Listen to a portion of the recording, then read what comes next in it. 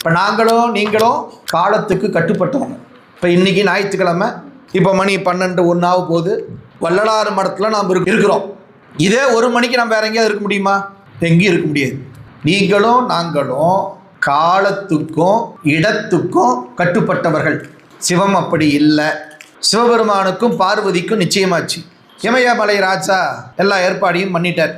சிவபெருமான் கைலாயத்தில் இருக்கிறார். மாப்பிள்ளை வீடு கைலாயம், பொண்ணு வீடு இமயமலையில் இருக்குது.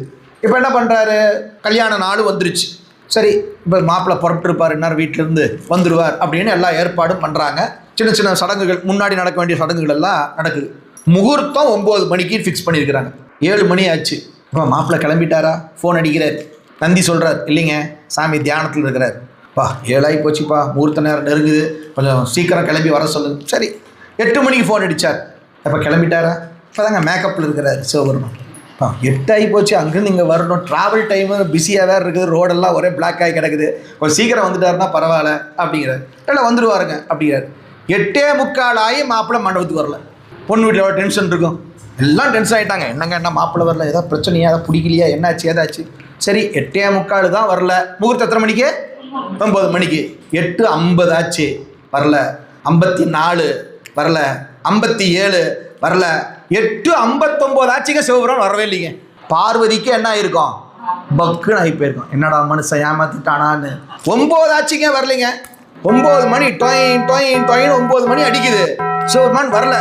போச்சுன்னு நினைச்சாலாமா பார்வதி. இப்படி திரும்பி பார்த்தா பக்கத்தில் உட்காந்துருக்கிறான் நம்ம சிவபெருமான். 9 மணிக்கு டான் அங்கே இருக்கிறான். காலத்தை கடந்தவன் அவன். எங்கே வேணா, எப்போ வேணா, எப்படி வேணா இருப்பான். ஏங்க இதெல்லாம் நம்புற மாதிரியா இருக்குது, ரொம்ப ஓவராக பில்டப் பண்ணுறீங்களே அப்படின்னா. இப்போ நம்மள டிவியில் நியூஸ் பார்க்குறோம்ல, 9 மணி தலைப்புச் செய்திகள் அப்படின்னு நம்ம பார்க்குறோம். தலைப்புச் செய்தி எங்கிருந்து வாசிக்கிறாங்க? சென்னையில் அவங்க டிவி ஸ்டேஷனில் உட்காந்து 9 மணிக்கு தலைப்புச் செய்தி வாசிக்கிறாங்க. அங்கே சென்னையிலிருந்து நம்ம சேலத்துக்கு வர்றதுக்கு 500 கிலோமீட்டர். எவ்வளோ நேரம் ஆகும்? ஒரு 9 மணி நேரம் 8 மணி நேரம் ஆகுமா? அப்போ அவர் 9 மணிக்கு அவர் செய்தி வாசித்தா நமக்கு எத்தனை மணிக்கு வரணும்? மத்தியானம் ஒரு 3 மணிக்கு தான் வரணும். ஆனால் நம்ம எத்தனை மணிக்கு செய்தி பார்க்குறோம்? அதே 9 மணிக்கு பார்த்துட்றோம். ஏங்க 9 மணிக்கு அங்கே சொன்ன செய்தி எப்படி இங்கேயே 9 மணிக்கு பார்க்குறோம்? Technology sir. அதுக்கு என்ன பேர்?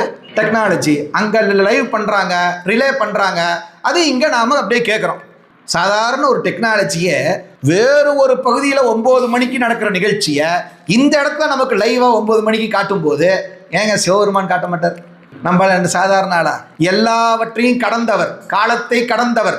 எனவே அப்படிப்பட்ட பெருமான் காலத்துக்கோ இடத்துக்கோ கட்டுப்பட்டவர் அல்ல.